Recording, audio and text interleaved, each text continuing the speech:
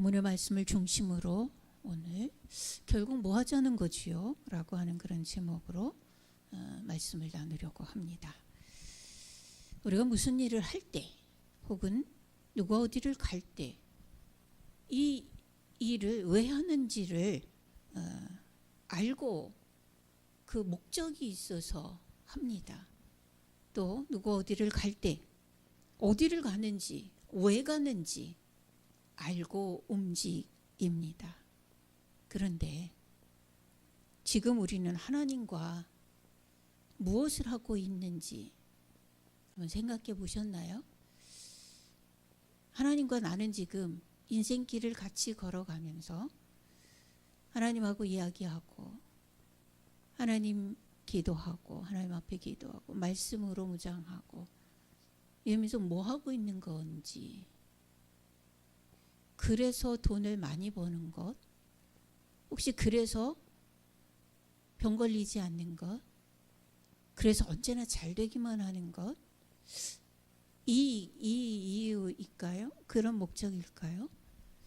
여러분 지금 하나님하고 인생길을 걸어가면서 뭐 하고 계세요? 오늘 3절부터 5절에 보면 하늘에 속한 신령한 복을 우리에게 주셨다라고 합니다. 하늘에 속한 신령한 복을 우리에게 주신 이유가 뭐죠? 창세전에 우리를 택하셨다고 하는데 창세전에 우리를 택하신 이유는 또 뭐죠? 사랑 안에 거하게 하셨다. 그 이유는요? 흠이 없게 하셨다고 하는데 흠이 없게 하신 이유가 뭐냐는 얘기예요. 예수 그리스도로 말미암아 아들이 되게 하셨다라고 5절에 얘기하는데 예수 그리스도로 말미암아 우리를 하나님의 자녀로 삼으신 이유가 뭐냐는 말입니다. 네, 왜인 줄 아세요? 이 이유가 뭔지 아세요? 지금 우리는 이런 인생길을 걸으면서 뭐 하고 있는 줄 아시냐고요. 이 일에 대한, 이 말씀에 대한 분명한 이유에 대해서 한번 우리는 생각을 깊이 좀 해봐야 되지 않겠나, 그런 생각이 듭니다. 이 질문을 우리의 마음에 안고 여러분 요한복음 11장에 나오는 나사로를 한번 생각해 보려고 합니다. 나사로와 마르다와 마리아는 3남매입니다. 그들은 예수님과 아주 깊은 신뢰의 관계를 가진 사람들이에요. 네, 형제처럼 진짜 신실한 그런 마음으로 서로 섬기고 사랑하고 하는 그런 관계입니다. 그 중에 이제 마지가 나사로인데 일이 생겼어요. 나사로가 죽을 병에 걸렸습니다. 그리고 진짜 죽었어요.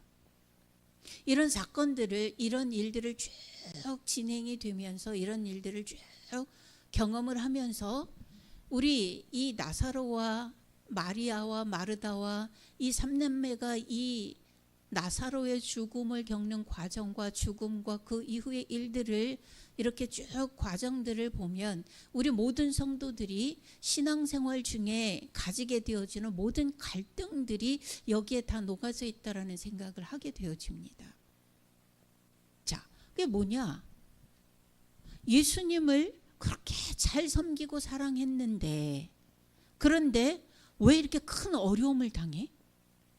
근데 어려움을 당했는데 왜 예수님이 해결해 주지 않아요?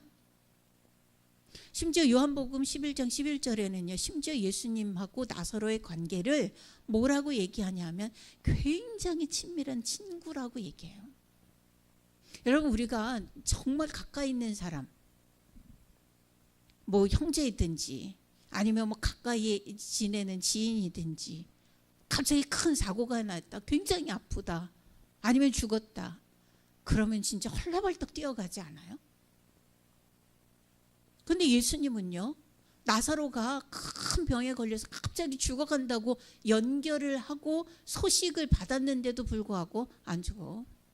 안 갔어요.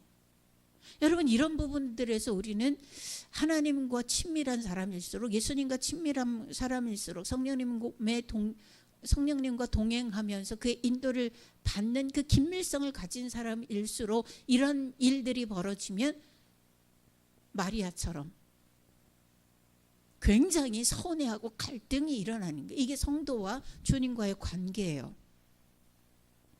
그렇게 잘 섬기고 사랑했는데 이 큰 어려움을 당하는데 왜 오지도 않아?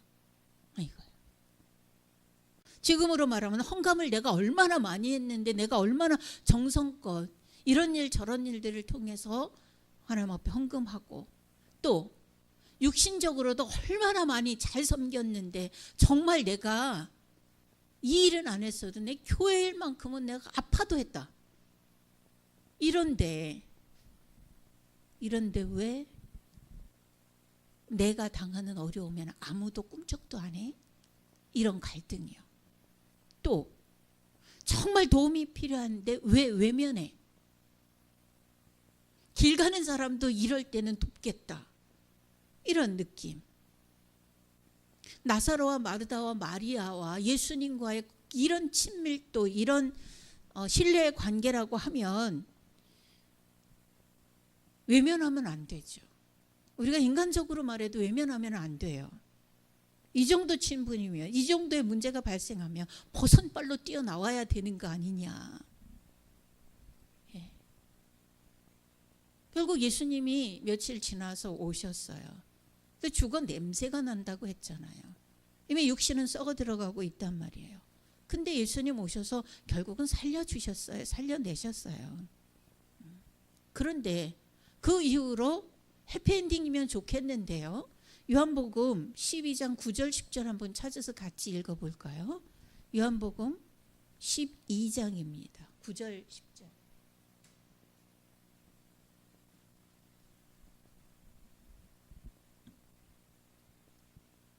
요한복음 12장 9절 10절입니다. 시작. 유대인의 큰 무리가 예수께서 여기 계신 줄을 알고 오니 이는 예수만 보기 위함이 아니요 죽은 자 가운데서 살리신 나사로도 보려 함이로라. 대제사장들이 나사로까지 죽이려고 모의하니. 이게 뭐예요? 기껏해서 다 썩어가는 거 새 생명으로 살려놨더니 또 살해 협박을 받아요. 살려놨는데 살해 협박을 받는 이 상황은 또 뭐 하자는 거죠? 도대체 이거는 뭐냐? 하늘에 속한 신령한 복을 우리에게 주신 이유는, 창세전에 택하신 이유는, 사랑 안에서 거하게 하신 이유는, 흠이 없게 하신 이유는, 예수 그리스도로 말미암아 아들이 되게 하신 이유는 뭐야? 죽은 거 살려놓은 이유는 뭐야? 결국 이렇게 협박받으면서 숨어다니고 도망다녀야 되잖아요. 뭐 하자는 겁니까 이거? 여러분, 예수님이 공생의 기간 동안에 많은 병자들을 고치셨습니다. 눈먼 자, 저는 자, 불치병 환자들, 뭐 우리가 셀 수 없을 만큼 많아요. 또 이루신 기적들은 또 얼마나 많아요. 이 모든 일들은 결국 결과가 무엇인가 라는 거예요. 고침받은 그들의 인생은 그 방향이 어디를 향하는가, 고침받고 난 이후를 이야기를 하는 거예요. 그래서 뭐 하자는 거냐는 얘기예요. 병에서 해방되어졌어요. 귀신 들림에서 해방이 되어졌어요. 우리는 이걸 구원이라고 얘기를 하죠. 구원은 사실 신앙생활의 최종 결론이에요. 구원, 하나님의 나라에 입성하는 거.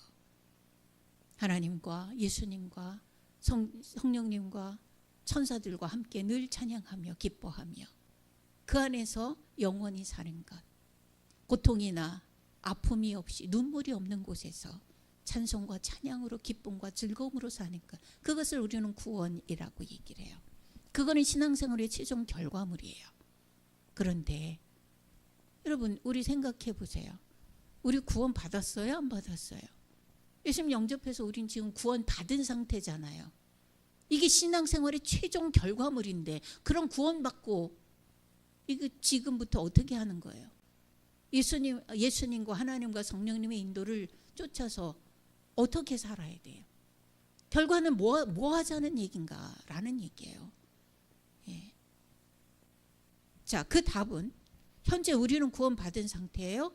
이미 구원을 가지고 있어요. 이제부터 어디를 향해서 걸어가야 하는가? 최종 결과가 이미 내 안에 결론이 되어져 있는데, 이 답은 6절에 있어요. 오늘 본문 6절 한번 같이 읽습니다. 큰 소리로 에베소서 1장 6절 읽습니다. 시작. 이는 그가 사랑하는 자 안에서 우리에게 거저 주시는 바 그의 은혜의 영광을 찬송하게 하려는 것이라. 이제부터 어떻게 해야 돼요? 네, 그의 은혜의 영광을 찬송하며 사는 삶을 사는 거예요. 눈먼 자, 귀먹은 자, 절름발이, 온갖 질병으로, 질병이 시키는 대로만 기죽어서 살아야 되는 우리의 육체였었어요. 그들은 그랬어요. 큰 병이 걸려보니까 알겠어요. 예. 병의 움직임에 따라서 내 육체의 상태가 변화되는 걸 알겠어요. 그러면 어떤 것도 잘 하기가, 힘있게 하기가 어려워요. 힘들어요. 그러니 불치병이 걸린 사람들, 눈이 멀어서 나온 사람들, 귀가 먹어서 나온 사람들, 움직일 수 없는 불치병자들, 이들이 얼마나 괴롭고 고통스러운 그런 인생을 살아갔을까. 묶여서 아무것도 못해요. 그 병이 시키는 대로만, 그 병이 움직이는 대로만 그 한도 내에서 어떻게 할 수밖에 없어요. 그런데 예수님이 고쳤잖아요. 그럼 그 이유는 어떻게 해야 돼요? 그 은혜의 영광을 찬송하는 인생을 사는 거다라고 하는 거예요. 그러면 구원이 확정되어진 우리는, 이미 구원이 확정되어져서 가지고 있는 천국의 시민권을 가지고 있는 우리는 무엇을 하면서 살아야 되는가? 은혜의 영광을 찬송하는 그 삶을 사는데 포커스가 맞추어져야 한다라는 얘기예요. 여러분, 그 사복음에 다 있지만 오병이어의 기적을 경험한 사람들을 한번 기억해 볼까요? 그들은 빈들의 5,000명, 남자만 5,000명이에요. 그러면 아이들과 여자들과 노인들과 다 합치면 우리는 한 2만 명으로 추산을 해요. 어쨌든 5,000명을 먹고 남았다라고 얘기하죠. 자, 이것을 경험한 사람들의 마지막 최종적인 고백을 한번 요한복음 6장 14절에 보면 이렇게 말씀하고 있어요. 그 사람들이 예수께서 행하신 이 표적을 보고 말하되 이는 참으로 세상에 오실 그 선지자라 하더라. 뭐지요? 그 은혜의 영광을 찬송하는 거예요. 하나님께서 내게 행하신 그 일들을 경험하고 내가 정말로 하늘에 속한 신령한 복으로 복 주신 그 이유는, 나를 창세전에 구별하신 이유는, 사랑 안에 거하게 하신 이유는, 흠이 없게 하시는 이유는, 예수 그리스도로 인하여 하나님의 아들로 삼으신 이유는 그 은혜의 찬송을, 그 은혜의 영광을 찬송하게 하려 함이라. 우린 이것 때문에, 이것을 위하여 오늘도 하나님과 동행하면서 그 길을 걸어가는 거예요. 사도행전 3장에 가보면 우리가 속되게 말해서 미남 아저씨라고 하는데, 요한과 베드로가 성전을 들어갑니다. 미문에 앉아있던 남자 거지예요. 미남 아저씨는. 이 미문에 앉아있던 이 거지는 몸이 장애가 심해서 누가 옮겨줘서 그 자리에 갖다 놔야 거기서 구걸을 할 정도로 그렇게 움직임을 할 수가 없는 어떤 거지가 있었어요. 그런데 요한과 베드로가 기도하러 성전에 올라가다가 그를 보았어요. 눈이 마주쳤어요. 3장 5절에 보면 그 거지에 대해서 이렇게 표현해 놨어요. 무엇을 얻을까 하여 그들을 바라보았다라고 말합니다. 그런데 요한과 베드로는 아무것도 가지고 있지 않았어요. 그래서 요한과 베드로가 그에게 얘기를 해요. 내게 있는 것은 아무것도 없지만 내게 있는 것을 내게 주노니 나사렛 예수 그리스도의 이름으로 일어나 걸으라 라고 말을 하고 손을 잡았더니 그 발목에 힘이 들어가면서 그가 일어나서 뛰어서서 걸으며 그들과 함께 성전으로 걸어 들어가면서 걷기도 하고 뛰기도 하며 하나님을 찬송하니 하나님을 찬송하니 그 모든 백성이 그가 걷는 것과 하나님을 찬송하는 것을 보았다. 우리가 어떤 A라고 하는 어려움, A라고 하는 묶음, A라고 하는 그런 눌림에서 기도를 통해서 하나님의 은혜를 통해서 하나님의 사랑을 통해서 거기서 벗어났어요. 그 이후의 삶은요, 찬송하는 삶이에요. 드러내는 삶이에요.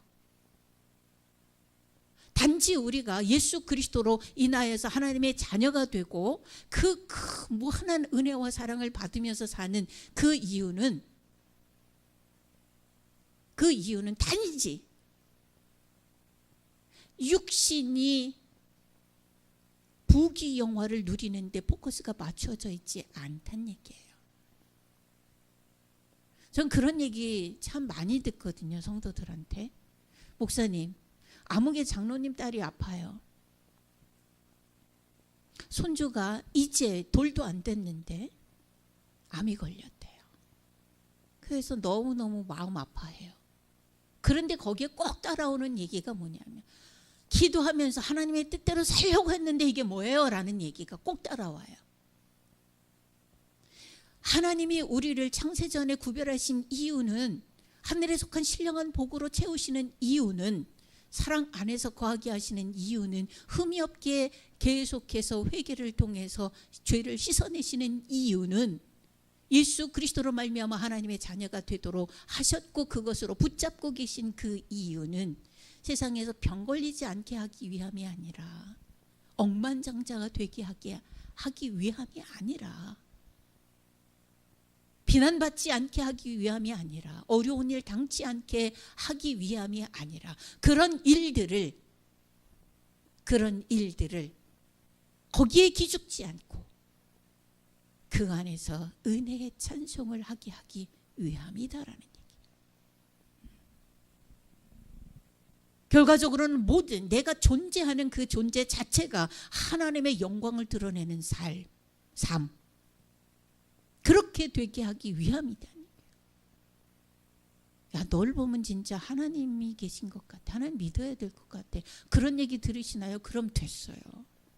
내 주머니에 지금 돈 10,000원짜리가 없어도, 내가 지금 말할 수 없는 외로움과 고통 중에 있어도, 내가 지금 내 영육간의 한계에 부딪혀서 움직일 수 없는 그런 상황이 있어도, 그래도 하나님 믿는 게 좋을 것 같아. 그럼 됐어요. 그렇게 살라고 오늘도 하나님은 그 하늘에 속한 신령한 복을 유지하고 계시고, 창세전에 택한 그 택함에 대해서 후회를 하지 않고 계신 것이고, 사랑의 손길을 거두지 않는 것이고, 흠 없이 유지하는 그 삶을 살게 하는 것이고, 예수 그리스도의 그 이름의 효과를 지속하고 계신 이유예요.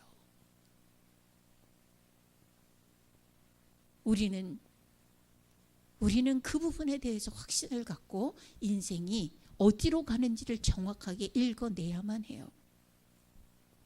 구원받은 영혼을 가지고 천국 가기 전까지 육신을 입고 살아가는 삶은 이런 거 아니에요. 어떤 거요? 구원을 이루기 위해서 도를 닦고, 구원을 주신 하나님의 주님의 비위를 마치고, 그런 것들을 위해서 눈치를 보는, 하나님 눈치를 보고, 인정받기 위해서 헌금 조금 더 해보고, 행위적으로 이런 거 조금 더 해보고, 이런 시간들을 갖는 삶이 아니에요. 우리의 삶은. 절대적으로 꼭 기억하세요.